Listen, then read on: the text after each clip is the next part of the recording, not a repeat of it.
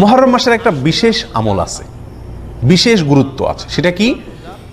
সহিহ মুসলিম হাদিসে আসছে, নবী করিম সাল্লাল্লাহু আলাইহি ওয়াসাল্লাম ইরশাদ করেছেন যে আফদালুস সিয়ামি বা'দা রমাদান শাহরুল্লাহিল মুহররম, রমজানের পরে সবচেয়ে উত্তম রোজার মাস হলো মুহররম মাস, আল্লাহর মাস মুহররম মাস। নবী সাল্লাল্লাহু আলাইহি ওয়াসাল্লাম এখানে কি বলেছেন? আল্লাহর মাস বলেছেন। রমজানের পরে সবচাইতে উত্তম, সম্মানিত, মর্যাদাপূর্ণ মাস হলো আল্লাহর মাস মুহররম মাস।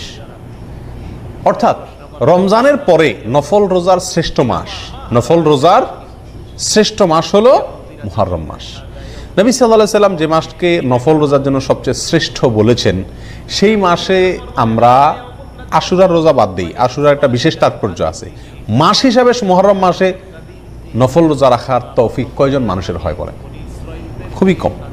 অন্তত এক দুইটা রোজাও যদি আপনি সারা মাসে রাখেন এই নিয়তে যে নবী সাল্লাল্লাহু আলাইহি ওয়াসাল্লাম এই মাসে বেশি বেশি নফল রোজা রাখতে বলেছেন, আমি সেটার উপর আমল করার জন্য তো এক দুইটা রোজা রাখলাম, তবুও তো আপনি হাদিসটার উপরে কি করতে পারলেন? আমল করতে পারলেন। এই জন্য এই জিনিসটা খুব মাথায় রাখা দরকার, চেষ্টা করা দরকার ছুটির দিনগুলোতে বা যখন সুযোগ হয় এই মুহররম মাসে কিছু নফল রোজা রাখা।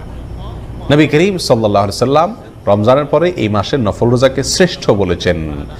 অবশ্য আমাদের আয়েশা বর্ণিত অন্য হাদিসে আসছে নবী সাল্লাল্লাহু আলাইহি ওয়াসাল্লাম রমজানের পরে সবচেয়ে বেশি রোজা রাখছেন শাবানে।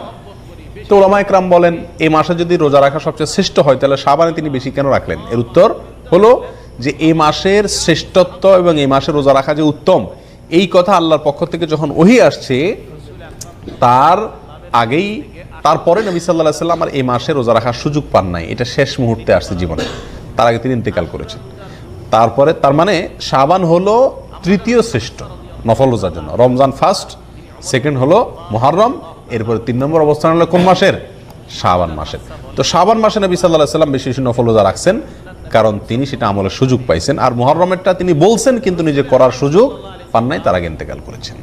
তাহলে আমরা তার এই নির্দেশনা অনুযায়ী মুহররম মাসে বেশি বেশি নফল রোজা রাখার চেষ্টা করবো ইনশাআল্লাহ। ঠিক আছে তো ভাই?